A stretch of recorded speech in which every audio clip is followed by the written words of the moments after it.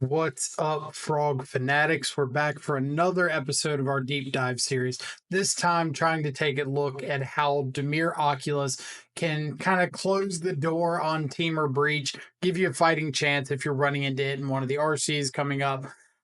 Just like last time with the Boros video, this whole video is really aimed at players who are wanting to tackle their RC with Dimir Oculus and want the best chance of being successful into some of Modern's most popular matchups that they might be a little uncertain about. So, just like last time, we're going to be going over things to look for in an open deck list tournament, mulligan decisions on the play and the draw, common play patterns and concerns that are going to pop up, sideboarding games on the play and the draw, what's likely to come in against you, card evaluations for the whole deck, and then follow up the rest of the video with a little tips and tricks section where we're going to go over some matchup specific tips and tricks for the Temur Breach matchup. Just like last time, again, if you're more interested in card evaluations in the matchup, if you kind of got most of your 60 figured out and you want to skip right to where I'm going to talk about the impact of a lot of cards in the main and the sideboard, then you can skip straight to the sideboard section. We'll have everything time stamped down below so you can go right where you want to go. Before we hop into it, I do have a few questions that popped up in the last video that I want to address. First off, why should you listen to anything I have to say? And the honest answer is, it's up to you if you do or don't. This is a resource that I just choose to put out there. These are my thoughts and opinions. I'm not going to go and say, oh, I've top 8'd 50 Pro Tours. I'm the end all be all source. This is just another tool you should have in your belt to have a different perspective on things that have worked for me, and hopefully they'll help guide you to some more consistent results. Second question was the deck list. What's my current deck list? Usually in all of my videos, I try to put a Moxfield link down below that goes directly to whatever my current iteration of the deck that I'm discussing is. So if you want to see what I would register if my RC was tomorrow and had to submit something now, the link down in the description is the 75 that I would register. Third question was if I was planning on doing any deep dives or any content for the non-Oculus versions of Murktide. And the answer is yes, but it's probably going to be a couple weeks. This whole deep dive series is really aimed at people who are already planning on bringing Oculus to their next RC. And with RC Portland coming up next weekend, I want to try to make sure that this guide is out and ready to go for those people. And then as soon as they get done, we'll start looking again at building the best traditional Murktide shell for the current meta. But it's just a little bit late to get videos together for both the Oculus and the traditional builds. So I want to make sure I get the video together for the one that's the most popular. And kind of along the lines of that, I've been asked about the Esper builds and the Sultai builds and things like that are a little bit different from the straight Dimir builds. And when those points become relevant, I'll bring them up in the video, but I really try to cater towards the blue-black base because these are cards that are available to any variant of blue-black X Oculus that you might choose to run. So they have the most overlap. If I spent the entire video talking about, Breach is a buy because you just play your 4 copies of Pest Control, well, everybody might not be able to do that. So when a card like Pest Control, which will be relevant in this matchup, comes up, I'll be sure to mention that that is specifically for an Esper build, but if you're playing Dimir, this is an alternative. And last was about any additional content. I got asked by a couple of people if I was planning to put any extra matchups or leagues or anything on Patreon.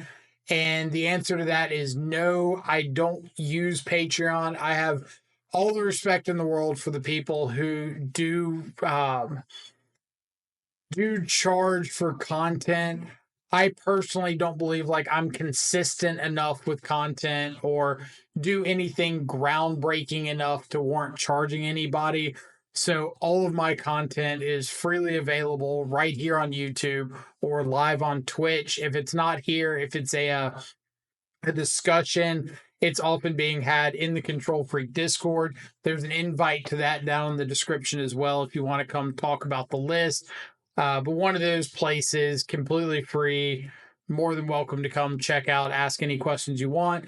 Discord is the best way to reach out to me if you have questions. Also on Twitter, Blue Sky, or if you want to leave comments in the YouTube. That's usually the areas that I check first. But as always, links down below to the socials and everything. If you enjoy the content, enjoy the commentary, feel free to leave a like, even consider subscribing to the YouTube channel. Doesn't cost you anything, but does a great job at letting me know this is the kind of content y'all are looking for and is helping out. And if you find something interesting over the course of the video that you enjoy, that you learned, that you didn't know that you were able to apply, let me know down in the comments. It's great feedback. It helps to keep the ball rolling to know what kind of stuff is working for everybody and keep that feedback loop going. So I will be right back with the Mulligan decisions and we'll get the ball rolling. I said the next section of the video was our Mulligan decisions. I lied. I was wrong. It's actually the open deck list considerations. So if you're getting ready to play in an RC, then you will know that the deck lists are completely open, full availability to your opponent's deck list before you actually sit down across from them. So I want to make sure there's a section here on things to be keeping an eye out that might influence your Mulligan decisions going forward.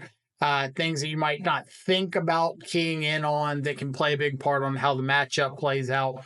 So, three aspects that I really want to take a look at if I'm looking at my opponent's list blind for the first time. One is their counter suite. So, a lot of these lists are going to be on something like a spell snare, a swan song, pretty traditional kind of low impact counters, just some flex spots used to help protect their combo a little bit. Every now and then you'll see a list with something like Metallic Rebuke in the main. That is something that you want to take big note of that can greatly impact how you choose, just lead off on some of your more aggressive starts.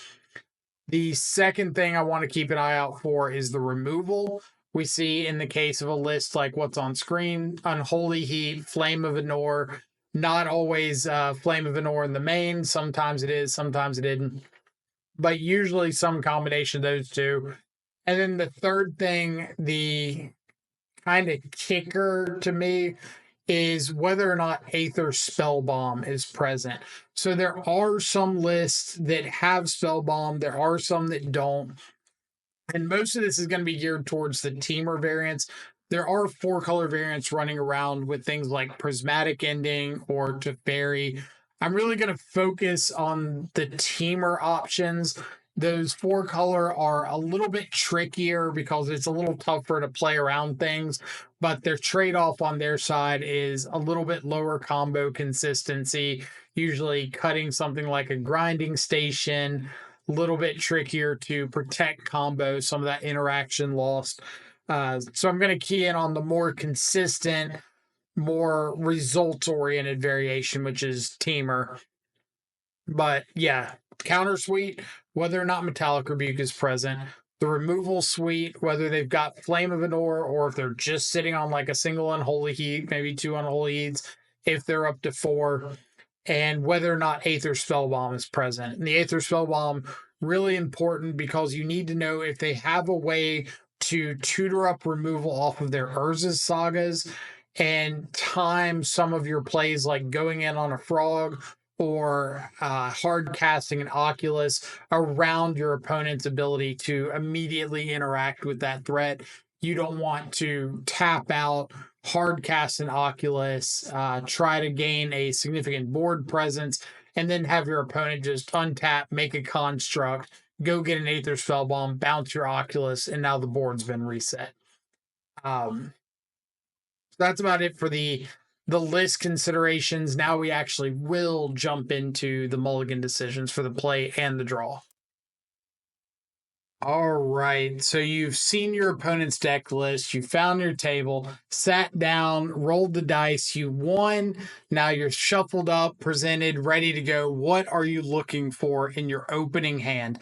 So, first and foremost, is going to be very similar to the Boros matchup that we discussed yesterday, looking for proactivity. And you can always think on the play, proactive. I want to be looking for hands with Psychic Frog, with the ability to hard cast an Oculus, with even with like a Graveyard Trespasser, something to get on the board, get the pressure going, and try to get my opponent in a disadvantageous position as soon as I possibly can. The Temur Breach decks are very low on interaction. Usually, in the case of a lot of the populists, a single spell snare, a swan song that doesn't really impact our game plan much. One Unholy Heat, one Flame of Anor, one Sink into Stupor, in this case, one Aether Spellbomb. So we're not going to be playing the, oh, maybe they have it game plan, assuming we've actually looked at their list.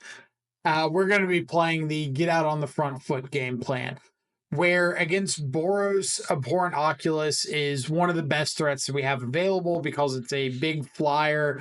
It clogs up the ground really well in the face of Ocelot Prides, things like that. In the Underworld Breach matchup, Psychic Frog really reclaims that title.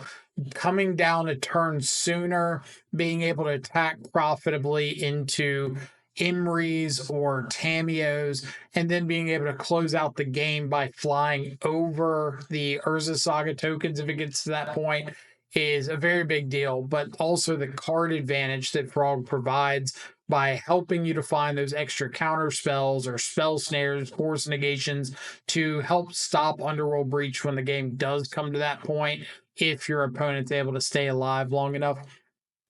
So really looking for that front facing position, something to make us the aggressor, get out on the board early.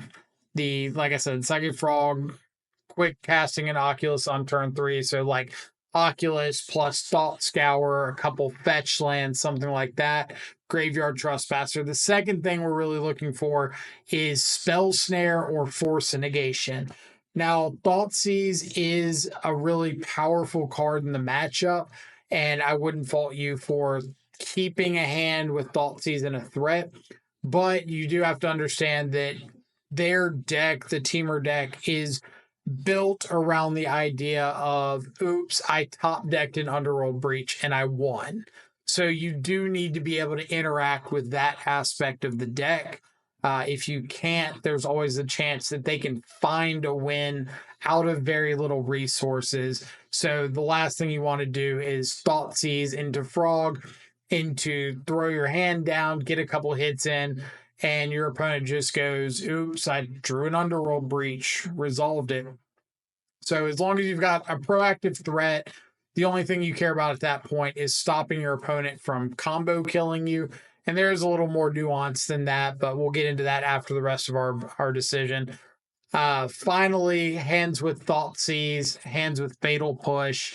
A little less important than having the interaction for actual combo, because you would like to be able to take out an Imri or a Tamio construct token on your opponent's side. But as long as you have a very proactive hand, you can usually race those slow value-oriented starts unless they have double saga, something like that.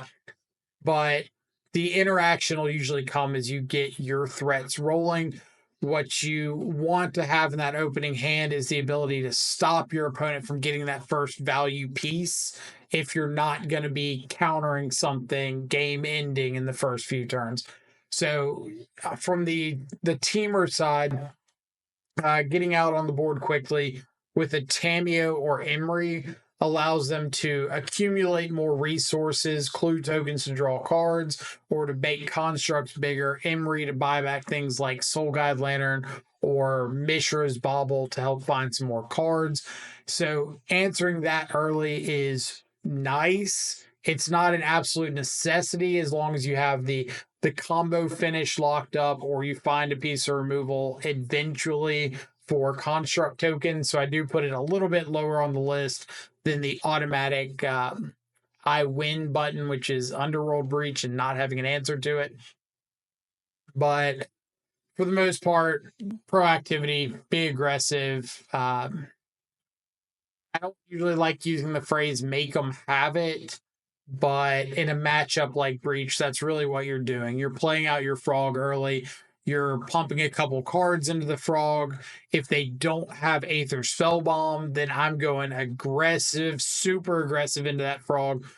Actually, we'll talk about that in the play patterns a little bit more. Let's talk about mulligan decisions on the draw first. So you rolled dice, you lost the dice roll, presented up cut, you're on the draw. What are you looking for now? And the answer to that does vary a good bit from the play decisions. First and foremost is finding an answer to Imri or to a Tamiyo, preferably the Imri. Tamiyo making some clues is nice. You don't care that much unless they've got an Urza Saga involved and start making constructs. The Dimir builds that have Harbinger of the Seas in the main are going to have a little bit better time in those kind of situations. They can be a little more lenient with keeping hands that have a Harbinger. But if you're not on Harbinger, then you really need the ability to stop an Imri or an early value engine from getting out of hand. Thoughtseize is okay, but if that Imri comes down turn 1, then you don't really get a lot of value out of the Thoughtseize. They're just going to redraw out of that discard. So really looking for Fatal Push on the draw to stop a potential turn 1 Imri. Force Negation, also excellent on the draw. Not only is it great for fighting over an early Mox if you want to slow the game down a little bit, but being able to slam a Psychic Frog or an Oculus on the draw without worry of getting comboed on your opponent's turn is a very big deal.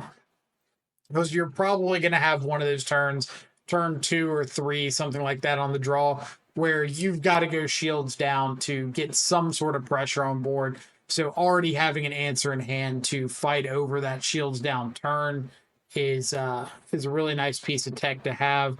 Finally, Thought Scour Unearth. The high roll potential on the draw is a little bit more necessary. We did discuss in the Boris video that I don't like making decisions with information that you don't have available to you. But on the draw against a pretty fast combo deck, there's going to be some opening hands that you have to keep because they've got Force Negation, Spell Snare, Fatal Push, a couple lands, and then just Thought Scour Unearth. So having the chance of high rolling over, flipping a frog, Trespasser, Oculus into the yard, unearthing it turn 2 with interaction is unfortunately a risk that you kind of have to take in this matchup. Thankfully, like I mentioned in the decklist considerations, the Temur Breach deck is not known for having an extensive amount of interaction. So for the most part, whatever plan you have that's going to try to get you on the board is somewhat safe. Do need to look out for like Unholy Heat with Delirium, but again, that's more of a play pattern consideration than a mulligan decision consideration. So yeah, answer to Emery on the draw, force a negation to try to fight over the turn that you do have to go shields down because unfortunately, our game plan involves getting our opponent from 20 to 0. So at some point, we're going to have to put something out on the battlefield. The longer you wait, the more chance your opponent has to have duplicate pieces of the combo to go off through counter magic, or they find the ability to interact with you playing out a threat, really slow down your game plan. So the sooner you can get a threat out safely, the better.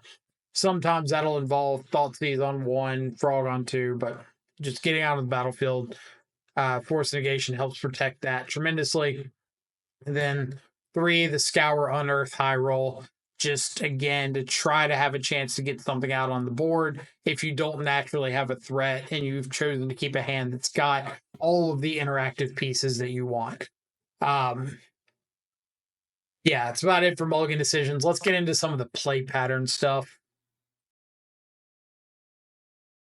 play patterns against breach. So you'll notice a theme of a lot of the discussion around the breach deck, where I really broke down a lot of things into threes. I tried to outline everything to make it a little bit easier to discuss. But against or with the play pattern consideration, there are three aspects of the deck that you need to be cognizant of throughout the matchup. The first one is the early creature based value. So a turn one Emery or Tamio making clues, something like that. You need to be able to answer that before you really progress on to the next problem. Because if you don't, and they just rely heavily on that, they'll eventually outvalue you and be able to overrun your answers for things later on. So first consideration, not only for mulligans, but for play patterns, is dealing with that early threat. The second consideration is Urza's Saga beats. So early turn 2, turn 3, making constructs as early as turn 2 is possible with Mox Opal or Mox Amber. But your opponent being able to make constructs early, get the ball rolling in combat if they feel they don't have a hand that's strongly set up to combo, means that you do need to get some interaction either for the Saga constructs, or if you've got Harbinger of the Seas in the main deck, the ability to find and play out a Harbinger to stop the constructs. Oculus, really, really good into constructs because the extra bodies to chump block, and the fact that the breach decks are not running something like Shadow Spear means you don't have to worry about them trampling over your Oculus tokens or your manifest creatures. But it's not really a position you want to be in, because usually the constructs are going to come in twos, with one being made at the end of the second turn they have Saga out, and then untap, make a third, and then tutor. The tutors, for the most part, aren't really that scary, so as long as you focus on the constructs, a tutor to go get like another Mox or a Mishra's Bauble is kind of whatever. Like, obviously pumps the construct. It's not ideal, but it's less scary than some of the other tutorable targets for other Saga decks. And that kind of leads to the next point when it comes to the play patterns. They do have a lot of fluff in the deck. I know it doesn't seem like that when you're getting comboed off aggressively, but extra copies of Mox Opal, extra Mox Ambers, Soul Guide Lantern to an extent, extra grinding stations, even like Malevolent Rumble are cards that aren't great, don't really impact what's going on. They might allow explosive starts, but they're not providing some sort of consistent value. They're not killing you. They're not ending the game. They might help to enable something that is, but they themselves aren't that impactful. The kind of exception to that is Shifting Woodlands. Definitely a card to be aware of, because it will allow your opponent to activate, copy something like an Underworld Breach, and combo off, even if you've been sitting there countering all of their Underworld Breaches. So with that in mind, if you have the opportunity to force a negation and Underworld Breach instead of spell snaring, that will allow you to exile that Underworld Breach so that they cannot copy it with a Shifting Woodlands later. Is very important, since a lot of the times when they Malevolent Rumble, they want to put the Underworld Breach in their hand. But if you have a really savvy Temur Breach opponent, they might put the Breach in the graveyard and try to copy it later, especially if they know that you don't have something like Nihil Spellbomb in the main. But Nihil Spellbomb, Graveyard Trespasser, both really great options to fight over some of those value pieces that they want to keep around for late Underworld Breach. The Emery line we kind of talked about, Saga Beats. The third piece of the deck that you really have to focus on is the actual combo. If you haven't played against Temur Breach before, the combo effectively involves using Underworld Breach grinding station on the battlefield to sack one of their 0-mana artifacts, Mox Opal, Mox Amber, Mishra's Bauble, mill 3 cards because of the grinding station's ability, recast the 0-drop from their graveyard using those 3 cards or 3 cards at all from their graveyard to pay the escape cost, and then trigger the grinding station to untap based on its ability. Tap it again, sack that 0-mana off, repeat this process until they've milled their entire library out. Cast something like a Thassa's Oracle from the graveyard to win the game on the spot. Some lists will use Grape Shot instead of Thassa's Oracle. It really doesn't matter which win condition they're using. If you allow them the opportunity to go off with Underworld Breach, they should be able to kill you with either one. There's some little minor opportunities you might have to interact here or there, but Breach is pretty consistent, or Grinding Station and Breach together are pretty consistent at not allowing great opportunities to like crack Spellbomb to stop combo, or Cling to Dust, something like that to stop combo. Some of the ways that the Breach deck can kind of interact with what you're doing is if they do mill over their Thassa's Oracle earlier than they want to, instead of giving you an opportunity to crack a Nihil Spellbomb on it, they can go ahead and cast the Thassa's Oracle from their graveyard, trigger it, escape a bauble afterwards, go off, and eventually Unholy Heat their own Thassa's Oracle to kill it back off and recast it from the graveyard. Obviously, it takes a decent amount in their graveyard, but with cards like Malevolent Rumble and Imri, they can fill up the yard pretty easily. But for the most part, I'm like a 2 out of 10 scared of Breach comboing off on me, because between Counterspell, Force Negation, Spell Snare, Thoughtseize, in the main Graveyard Trespasser, there's a lot of really good tools to fight over Underworld Breach. I'm more afraid of Urza's Saga Beats or Imri like just valuing me out of the game by looping Aether Spell Bombs or looping Soul Guide Lanterns and shutting off the graveyard, something like that.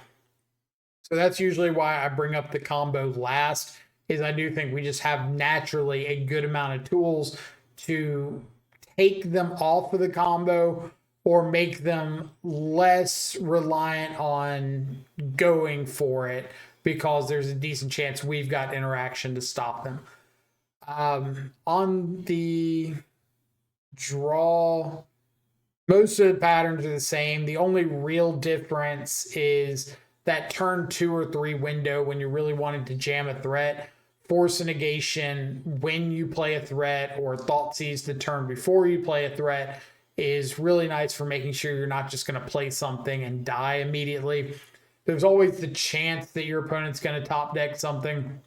That's the fear with Thoughtseize. That's why we've had a lot of discussion recently in the Discord about the strengths and weaknesses of Thoughtseize versus Counterspell. Thoughtseize is always going to be better for making sure that you can land your threat and your threat's able to start attacking into a clear board. Counterspell is always going to be better at making sure you don't die to just that top deck, oops, here's an Underworld Breach off the top of their library.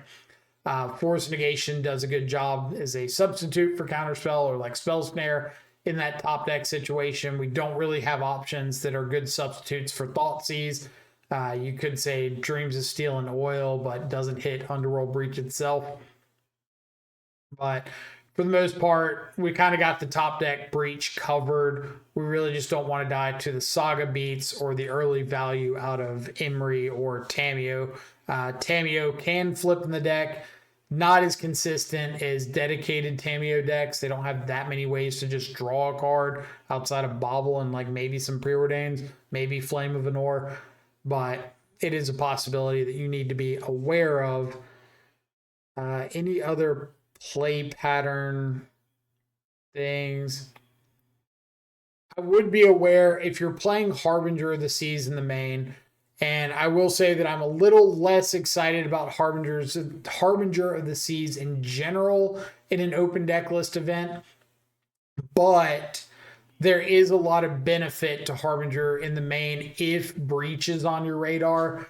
And the reasons being, one, you can snipe Urza's sagas fairly easily by just playing them out. If they let the Harbinger resolve, the saga immediately goes to the graveyard. There is no opportunity to respond with like Spell Bomb bouncing the Harbinger or Unholy Heat killing it. No, saga is gone as soon as that Harbinger enters. So an important interaction you need to be aware of is opponent Oculus flipping over a manifested Harbinger. You do have a priority opportunity on your opponent's upkeep before they go to their draw step to flip up that Harbinger if you've got the mana to. Flipping a manifest face up does not use the stack. You do have to have priority, but it doesn't use the stack. It can't be responded to. So flipping up a Harbinger can just free snipe a saga on your opponent's side of the board. It's not the most common or likely interaction, but it is really good to know. So if you ever do flip over a Harbinger, you can like check and make sure you've got the lands available and say, okay, put this face down. And when your opponent says something along the lines of, oh, go to draw, you can say, still in your upkeep, flip the Harbinger. So you can kind of do it without giving away too much. And the important thing about Harbinger, not only taking out Saga, but shuts off Shifting Woodlands and cuts them off of everything except for blue unless they have Mox Opal. So if your game plan involves like multiple Harbingers in the main or bringing Harbinger out of the sideboard, you might want to consider aggressively targeting Mox Opal with Thoughtseize or Force of Negation, even bringing in like a couple copies of Consigned to Memory to fight over Mox Opal, or Engineered Explosives getting blown up before you resolve a Harbinger. Something like that, but cuts them off of red, cuts them off of green, no basics of either of those colors. Mox Amber can only make blue in the deck, so it is just Mox Opal that you have to worry about making any sort of colored mana. Can be a really big deal. It shuts off their ability to tutor up an Aether Spellbomb to take out your Harbinger. Now they can cast Emery, cast Tameo, get some value by rebuying artifacts. They could have some counters available, maybe find Sink into Stupor, but obviously shutting them down a pretty good bit is a significant way to approach the matchup and something you definitely need to be aware of. Some of the other main board play patterns, Nihil Spellbomb can be cracked in response to an Underworld Breach. The problem is, and I guess I really want to talk about this more in sideboard, but I'll just start here. Spellbomb in response to a breach is not an auto stop the combo.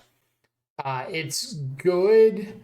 There's a chance you can stop the combo depending on if your opponent's able to freely cast a spell afterwards. Like if they Underworld Breach and they have a Grinding Station out and a 0-drop that they can sack, then they can sack the 0-drop, recast it from the yard, keep sacking the 0-drop and mill themselves out. But if it's a Mox Amber and they don't have a legendary creature, or it's a Mox Opal and they don't have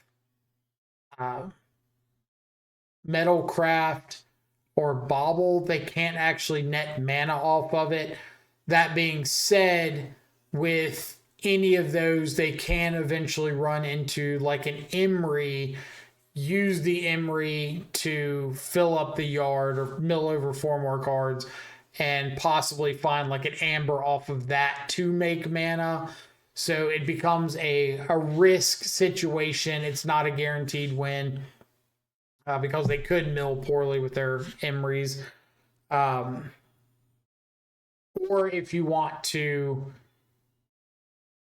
crack a Spellbomb in response to a breach, let them sack the artifact from the board, and then counter it when they recast it from the yard. That can potentially stop combo on the spot. So just be aware that Nihil Spellbomb by itself is likely to not be able to stop combo. You do need something else there, preferably just like a counter on the first thing that they play. Anything else? Main deck, Soul Guide Lantern. Soul Guide Lantern being looped by Emery is annoying, but you can usually outgrow the graveyard from them just picking off one thing and get to hard cast Oculus. Oh, I didn't talk about the Urza's Saga time frames. So things to keep in mind with Urza's Saga: if your opponent does have Aether Spellbomb, then you want to make sure you're not going too aggressively in on a frog or like hard casting an Oculus right before they untap and search with Spellbomb, or search with Saga. Because if they do go get a Spellbomb, sack it, bounce your threat, they might just be able to like stop your entire clock cold.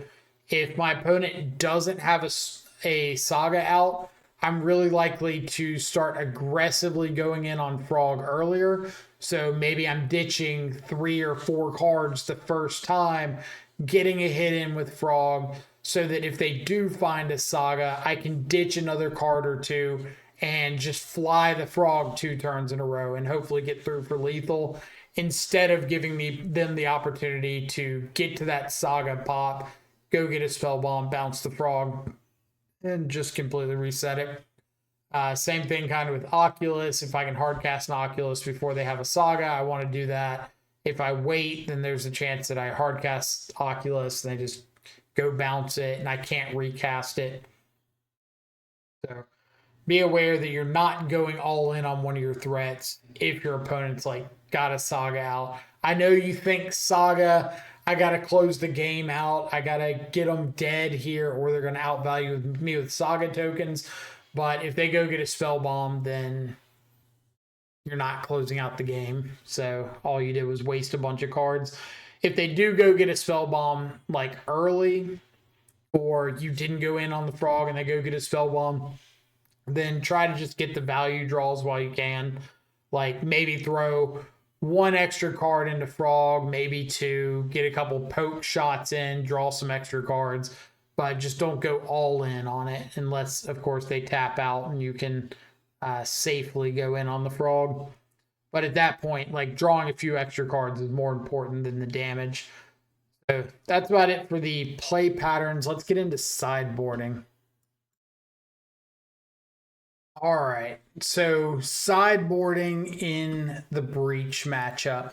This is an aspect that I feel like my plan differs pretty significantly from a few other like sideboard guides or sideboard maps I've seen play out.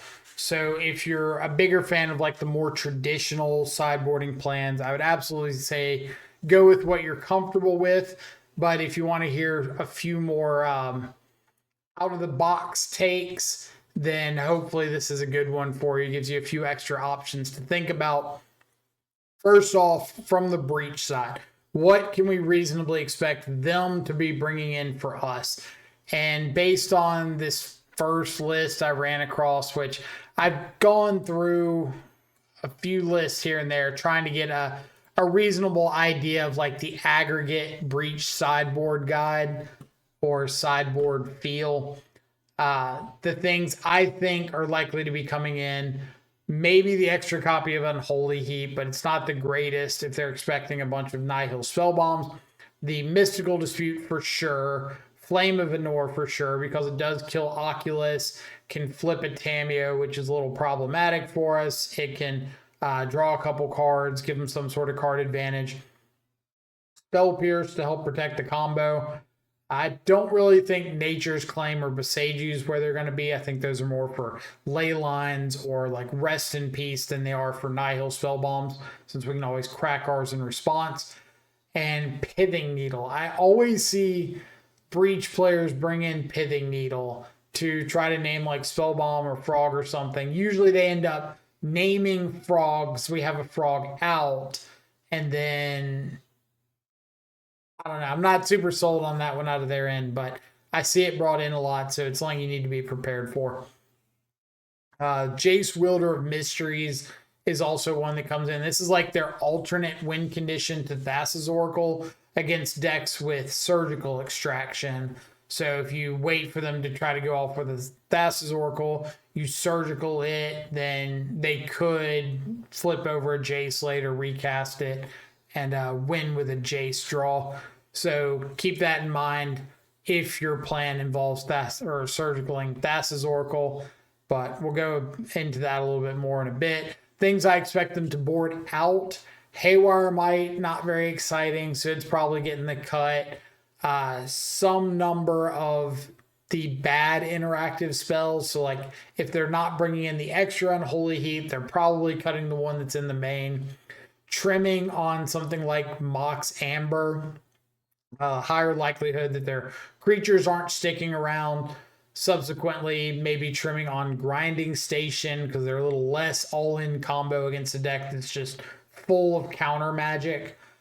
So a lot of trims on their end. Not really a lot of stuff just getting the full axe. Maybe trimming on a Tamiyo if they're expecting some more removal to come in, or see you've got removal in your sideboard. But from our side, obviously the side we care about more, what are we boarding in for the matchup? When you're on the traditional Dimir builds, a couple of the pieces that I think have the most impact to board in are Harbinger of the Seas, being able, like I said, to shut down all the green, all the red mana. If you can fight over Mox Opal, shutting them off of colored mana entirely outside of blue is a very significant deal. Nihil Spellbomb, some number, like if you're running a couple Spellbomb in the main, I'm probably not bringing in extras from the sideboard. If you got a couple in the sideboard, I'm probably bringing one or two in. The reason I keep saying probably is, like I described earlier, I don't think Grave Hate is the best way to approach the combo, but a little bit of Grave Hate can be very useful for helping to fight things like Imri, stopping Shifting Woodlands, fighting Unholy Heat, and stopping your opponent from going for a value breach early on, where they just cast a breach and maybe recast a bauble or a rumble a couple times and get some accrued value off of that and plan on going off for real later.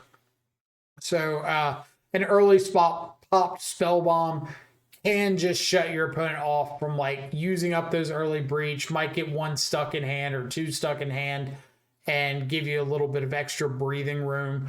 But I wouldn't rely on Spellbomb being like your all-in catch-all card to stop the combo.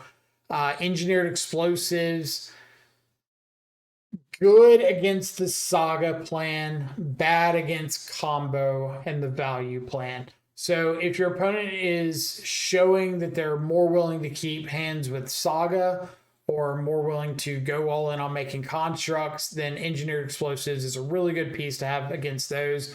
Obviously takes out Moxes and Clue tokens and things as well as the actual Saga tokens. But you don't actually care about the Moxes unless you're going all in on Harbinger. But what you do care about is the fact that blowing up all of your opponent's artifacts, like all their 0-drops, doesn't stop you from dying to a breach. So the combo aspect, playing the breach, recasting that stuff you just blew up, is not helping to keep you from dying. So be careful if you're bringing in EE because you're like, oh, I want to blow up all their Moxes and stuff like that. Not the best way to approach the matchup. But bringing in EE to fight over constructs specifically is completely fine. For the most part, I don't care if my opponent has 4 Clue tokens from Tamiyo out on the battlefield. I'm not trying to blow those up because those Clue tokens out on the battlefield are not cards that are in their hand. They have to spend real mana to get those cards, and I will take advantage of that mana they spend by drawing to spend mana doing something proactive to get the game over with. Now, let's get into where my sideboarding opinions differ a little bit. I think Mystical Dispute is a fantastic card to have in post board. I do think it's better on the play post board than the draw, but I think play or draw, it's a really great tool to have access to. If your opponent doesn't have a turn 1 Emery, it does allow you to interact on the turn 2 one, or fight over like a turn 2 Tamiyo if they top deck one, fight over their protection spells for combo pieces. So if they put an Underworld Breach on the stack and you go for a counter spell, then they're going to be countering back with Spell Pierce, Spell Snare, Mystical Dispute of their own. Mystical Dispute on our side gives you a great answer into all of those answers, as well as cards like Flame of Venor.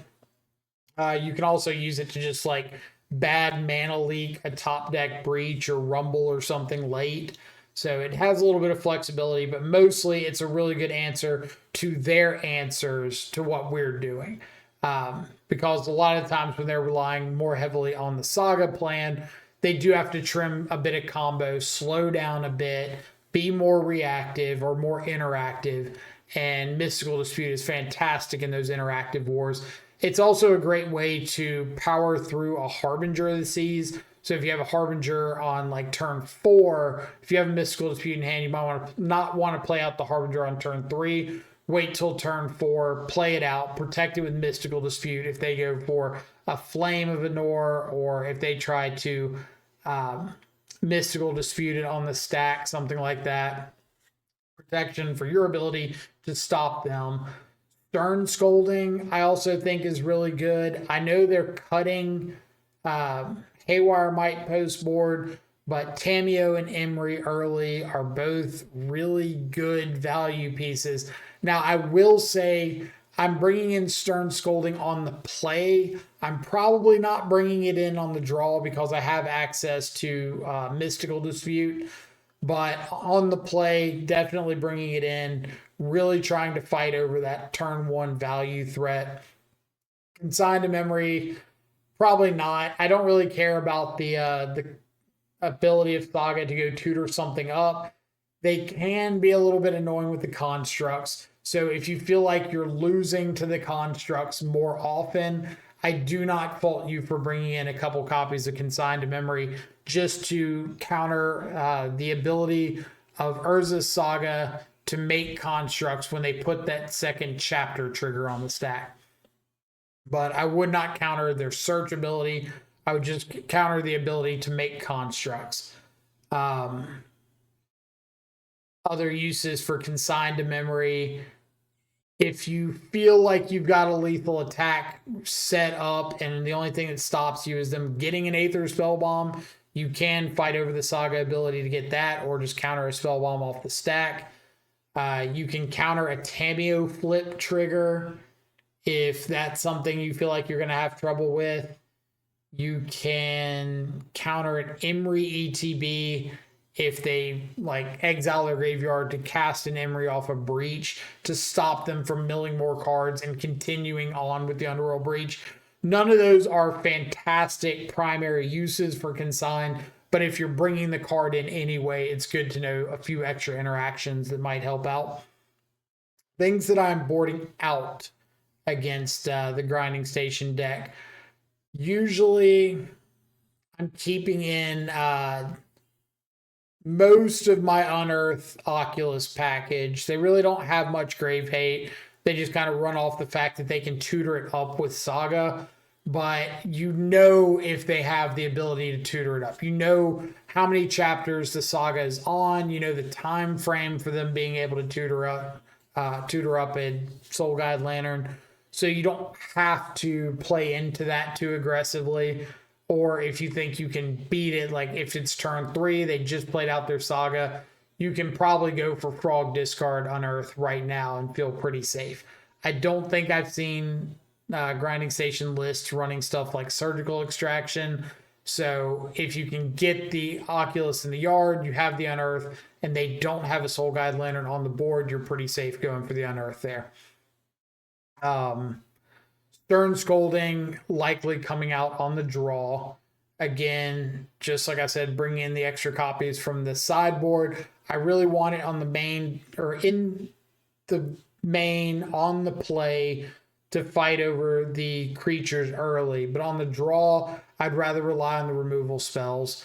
I might trim an Unearth, and then I might trim like a copy or two of Counterspell. The reason being, I'm bringing in Mystical Dispute. It's just a more efficient counterspell most of the time. It does get a little bit worse against Breach, but I think that they're trimming on combo a little bit post board. Thought Scour, I might board out a couple copies and rely on whatever my secondary cantrip is.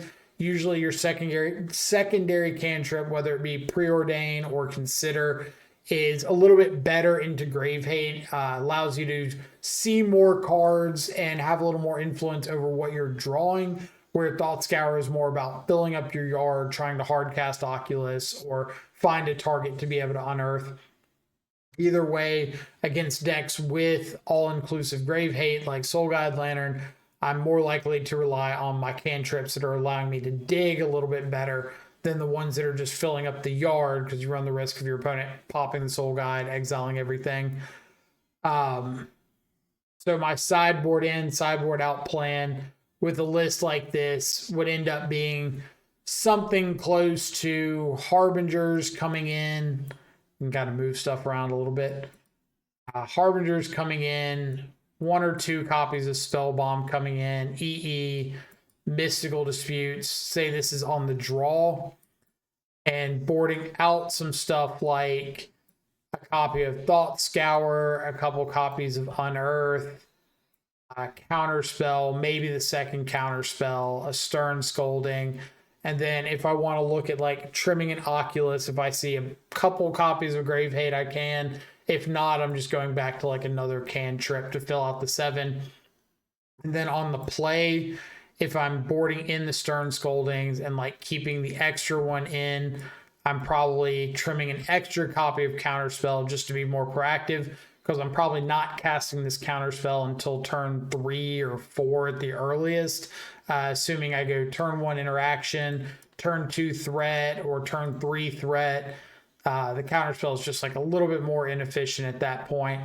I might trim a Fatal Push on the play because I'm trying to be more proactive. I might not board in the Harbingers because, again, I think I can race Saga a little bit better on the play than I can on the draw. I might board out a Trespasser or 2 because I do think they're a little more reactive and a little slower, and I really want to be streamlined and aggressive on the play.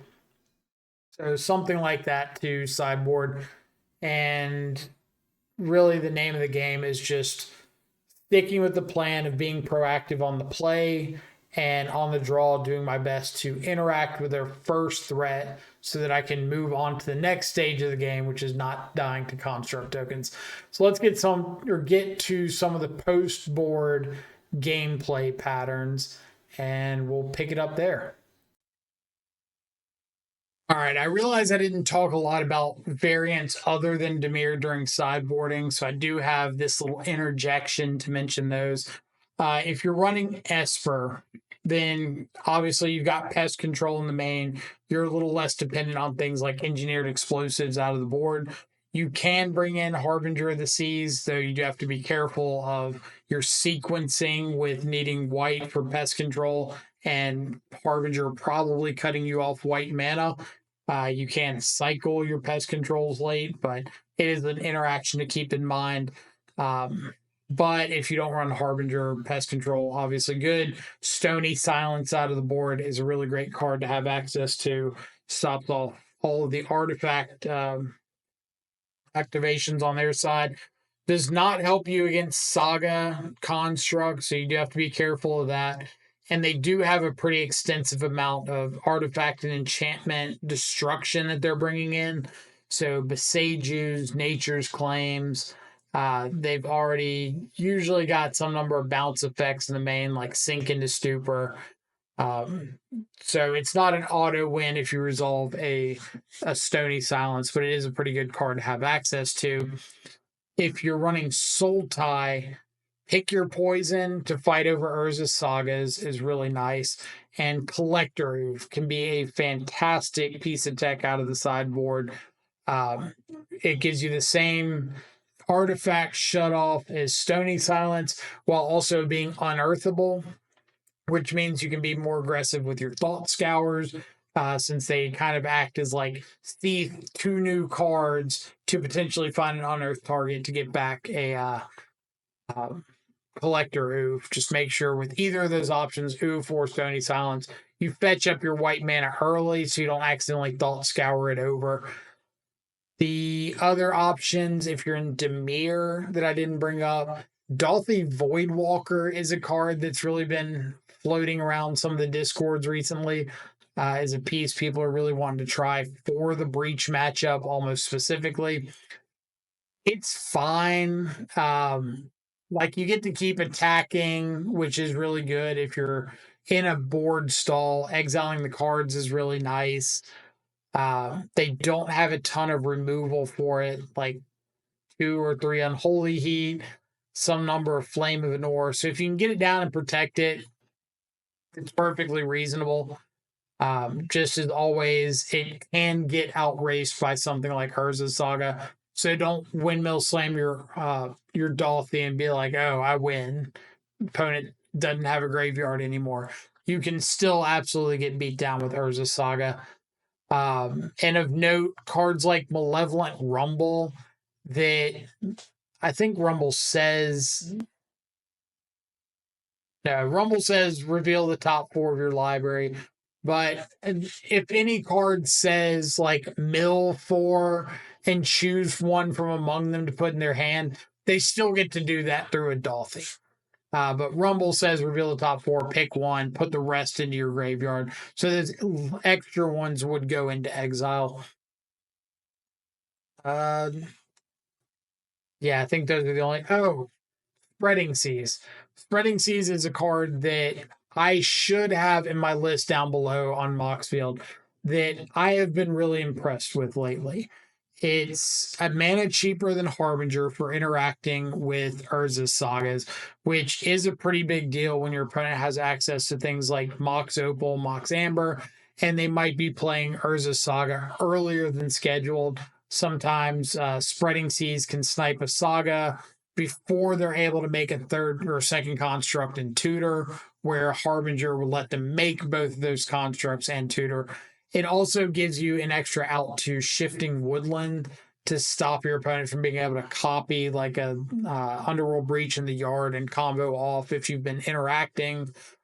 It's not as all powerful as Harbinger, but I've really liked having it specifically for the Saga matchups like Amulet and Breach, while also having a little extra tech for like the Tron matchups. And that's in addition to the Harbingers. That's not in place of the Harbingers.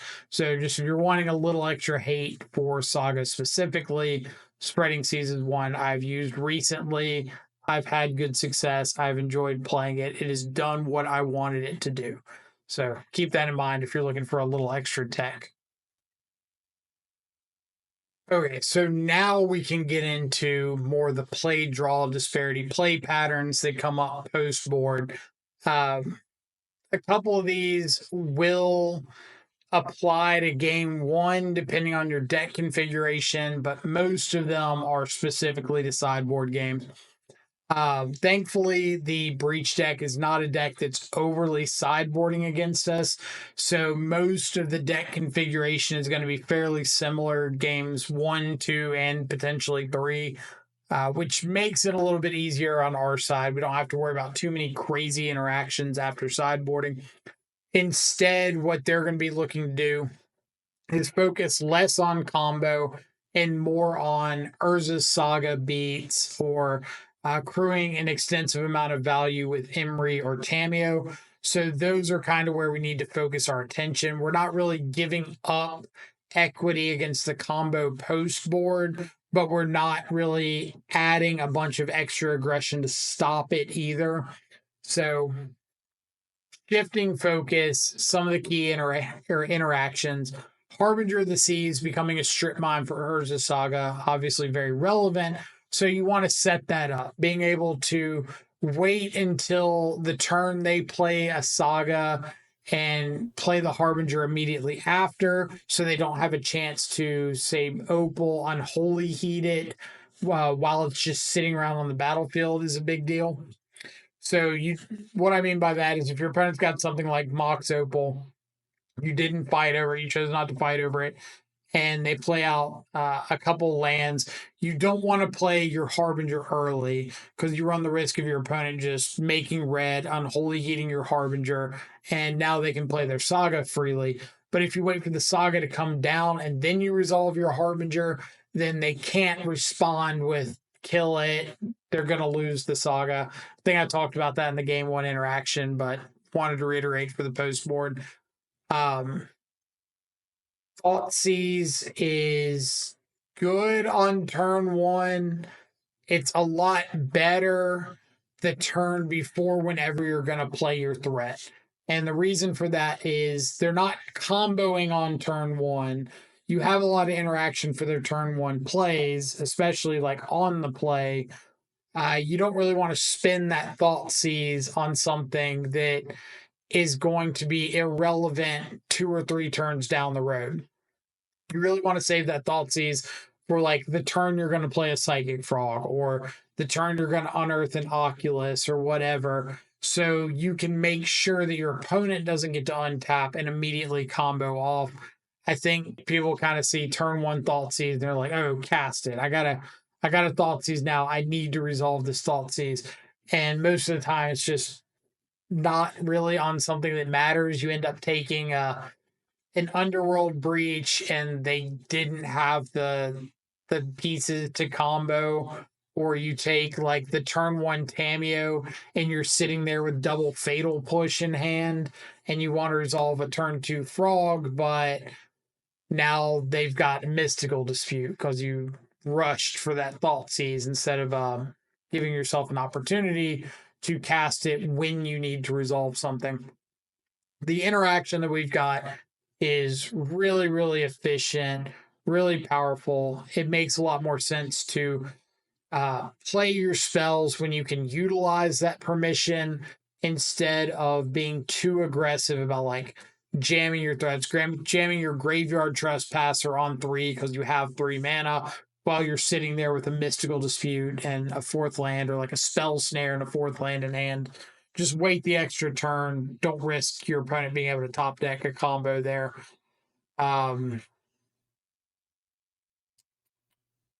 Other Surgical Extraction. I don't think I talked about it during the sideboarding. If you've got Surgical Extraction or Extirpate, it's coming in the matchup. So you want to have an idea in mind of where your priorities lie for Surgical Extraction. And typically, I've got Underworld Breach at the top of my list because if I Surgical Breach, they can just never combo me. At that point, I stop caring about breaches. I stop caring about grinding stations, malevolent rumbles, shifting woodlands, ton of cards in their deck to just lose all value right there if I get rid of the breach. After that, Urza's Saga can be a nice one to Surgical. Being able to stop them from having Saga beats. You just have to be careful at that point of making sure that you've got a clock and you're able to close things out before they can assemble combo and protection. So I would Surgical Saga if you like already have a threat that you're planning on playing out and you just need to slow the game down enough to get your threat going. But you need to have interaction for combo too, just in case. I have Surgical Emery before just because I knew they had an extra one in hand, like Thoughtseize, saw 2 Emerys, Fatal Pushed one, Surgicaled it, got the other one, something like that. But I wouldn't just, oh, opponent's got an Emery in the yard, that's a good value play, I'm going to Surgical the Emerys. I would save the Surgical exclusively For Underworld Breach, Urza's Saga, maybe Grinding Station, but really Breach, Saga are like the two highest hits on my radar. What else do we have? On the play, I already mentioned keeping pressure on the play, Frog, Oculus, Trespasser. Answer to Saga is your primary thing you care about.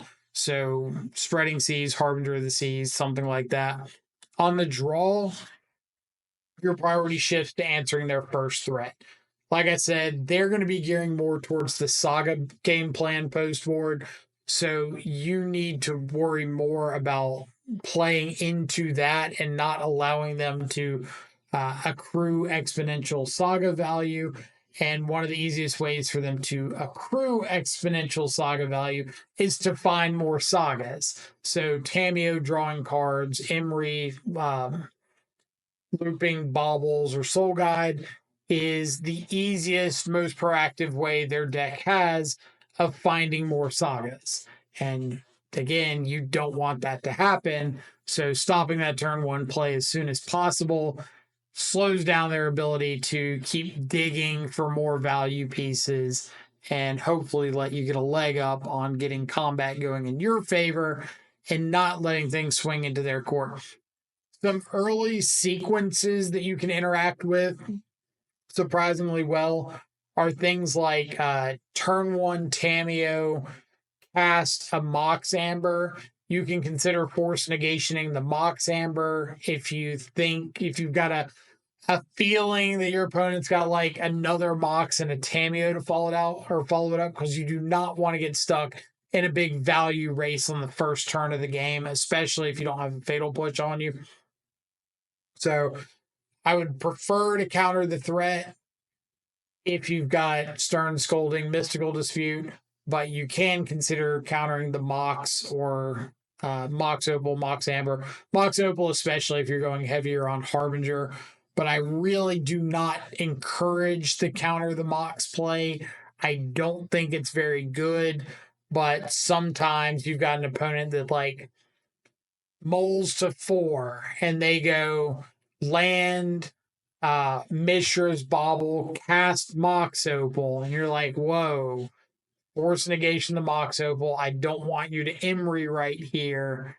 And you're able to catch them on a little bit of not a surprise, but a little bit of a pants down situation where they thought they were going to get more rolling. You shut that off, and now you have the opportunity to untap, find interaction for the Emery, or get down a threat, whatever the case may be.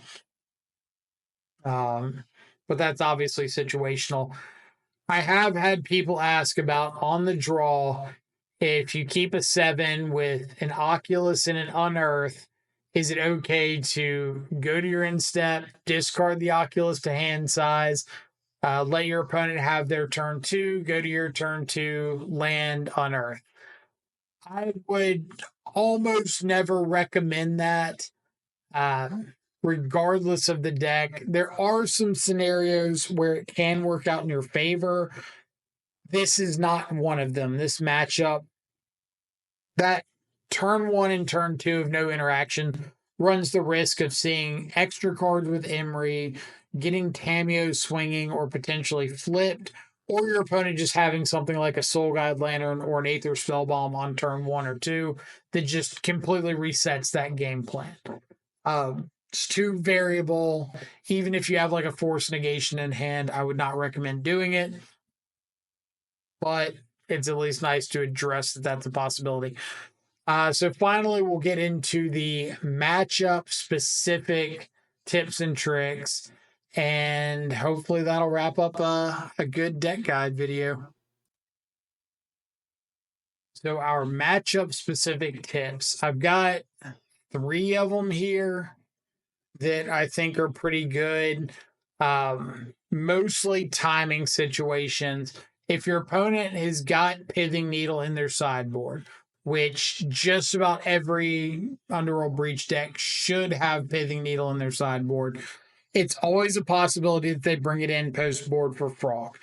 if you have a frog out and they get to chapter 3 of their saga and go to tutor something up or put the ability on the stack to tutor something up, if you can afford to, if you've got extra lands in hand or extra thought seas or something that you don't need in your hand, you don't have to have it to win the game, I would consider discarding up to 2 cards for the frog. Get your frog up to a 3/4. The reason being, if they do get a pithing needle, you don't have a chance to respond by discarding to the frog. But getting your frog up to a 3/4 means that you can attack into something like Tameo without worry of it just stonewalling you. If you have an extra card beyond that to discard, I would go ahead and do it. Try to give yourself a chance to attack into construct tokens down the road. But mostly you want to be able to attack into Tameo without fear of your frog just bouncing off of it forever. You want to put the aggressive front on your end and be able to turn sideways without fear. The second one I kind of touched on earlier. It's about casting Oculus in timing up your Oculus cast or your frog discard with the Saga search ability. I mentioned with cards like Soul Guide Lantern or Aether Spellbomb, you don't want to risk having a threat stuck in hand, like an Oculus stuck in hand, and your opponent tutoring up a Spellbomb. So if you can speed up getting an extra card or two into your yard, like maybe Fatal Push or aggressively counter something you're not as worried about, to make sure that you can cast Oculus before that Saga is able to go off and get a Soul Guide Lantern. That can be very helpful. If you're able to get a couple decent chip hits in with a frog and your opponent plays a Saga, okay, I've got 2 turns to try to kill them. Otherwise, I don't want to waste resources. So if you can untap, throw 4 cards in the frog, hit them in the face, untap, throw 3 more into the frog, kill them, that might be worth it. But if you look at your opening hand or your hand when they played the Saga and you say, okay, if I discard 3 here and then 2 next turn, I'm still not killing them, I don't want to spend that 5 cards throwing to the graveyard just to have my frog get bounced. So you have to take into account what the clock is looking like on Saga versus getting your opponent dead. If they do not have Aether Spellbomb in their list, I am ditching as aggressively as I can to a frog. So when I say that, I mean if I got a turn 2 frog, my opponent does not have Saga in their deck, I'm probably untapping and putting 4 cards into the frog right there. Like, you're not going to Flame of Enormity. I'm going to get this thing out of reach of an Unholy Heat with Delirium. I'm going to end the game in like 3 attacks if I can. And I'll just save my last counter spell plus Force or Spell Snare plus Fatal Push or something as my interaction and try to close the game out with Frog. I do not want the game going long. Yes, they have a Sink into Stupor. They have an Otawara. It's 2 cards out of 60. Odds are they're not going to see it. I would rather push the issue to get the game over with. If they see it, they see it. We keep playing. But if they don't see it, game's done. I mentioned Harbinger shutting off red and green. So if you're bringing in Harbinger, and that's a big part of your post-board game plan, again, really consider fighting over Mox Opals just to stop them from having non-blue mana altogether for the rest of the game. And then don't be pre-planned. I think this is a flexibility point that some people struggle with, is they really want to go into matchups like this with the mentality of, oh, if opponent does A, I do response to A, period. If opponent does B, I do response to B. And I know it sounds really obvious that matches don't always work out that way, but it can't be overly stated. If I've got an opening hand post board with a copy of a Spell Snare, The obvious answer is if my opponent casts an Underworld Breach, I cast a Spell Snare. They play A, I play answered A. Done. Where I think people get in trouble against decks like Breach is, let's say you get to turn 4 and your opponents miss their third land drop and they top deck and cast a Malevolent Rumble. Counter the Malevolent Rumble. If you can get a free time walk on your opponent, get the free time walk. Same thing with cards like the Mox is. If countering a Mox, even though it's not a good idea on your opponent's Mulligan, is going to stop them from doing more, then stop them from doing more. I don't feel like you have to adhere to a very strict game plan or very strict one-to-one card matchup to get through. You do need to have the ability to say, okay, things are going a little off the rail here. I need to change it up. But your primary game plan when things go off the rail in the Breach matchup should always be to get your opponent dead.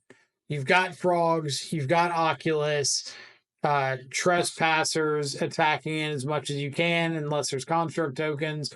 Maybe you've got Murktide Regents, maybe you've got Dolthy. But the more you can get your opponent closer to 0 life, the less chances they have of drawing out of it, the less chances you have to worry about not finding the right spells at the right time. There's going to be some number of times where you make them have it and they have it, and that sucks.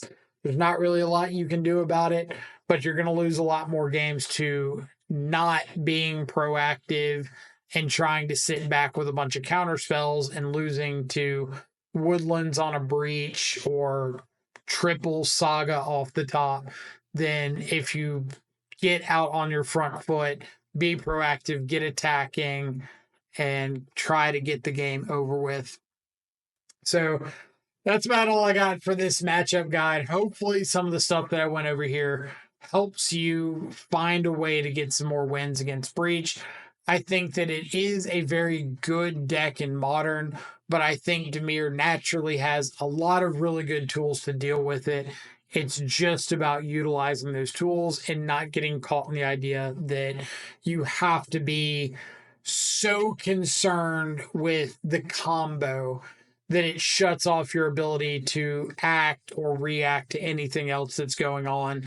I think the other aspects of the deck are more powerful than people want to believe, and the combo is less consistent against us than people are afraid of it being, afraid that it is.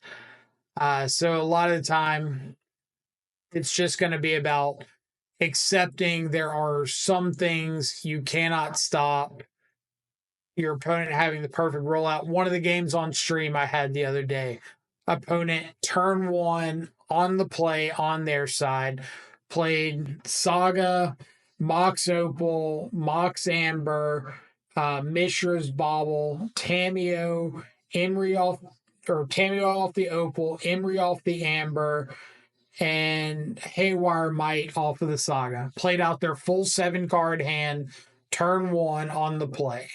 Had an Emery going with the Bauble, had a Tameo, could make construct tokens. Nothing I can do about that. It's going to happen. So be it. Let's move on. Let's go to the next thing. I think that video's up on Twitch if you want to go find it. But yeah, can't help that. Handle the things that you can help, which is being proactive, getting combat going in your favor, trying to answer the things that are going to give your opponent the most opportunities to get out of whatever proactive situation you put it in, and trust that your cards are going to have the ability to handle most of the problems that Breach throws at them. So, yeah, as always, socials down below. Let me know what you think. If you want to come talk about the matchup anymore, come hop into the Control Freak Discord. Always welcome. Invitation is down below in the description. Other than that, I hope you all have a fantastic rest of your day. Stay safe, enjoy some good food and company. I will catch y'all back alive later. Adios for now.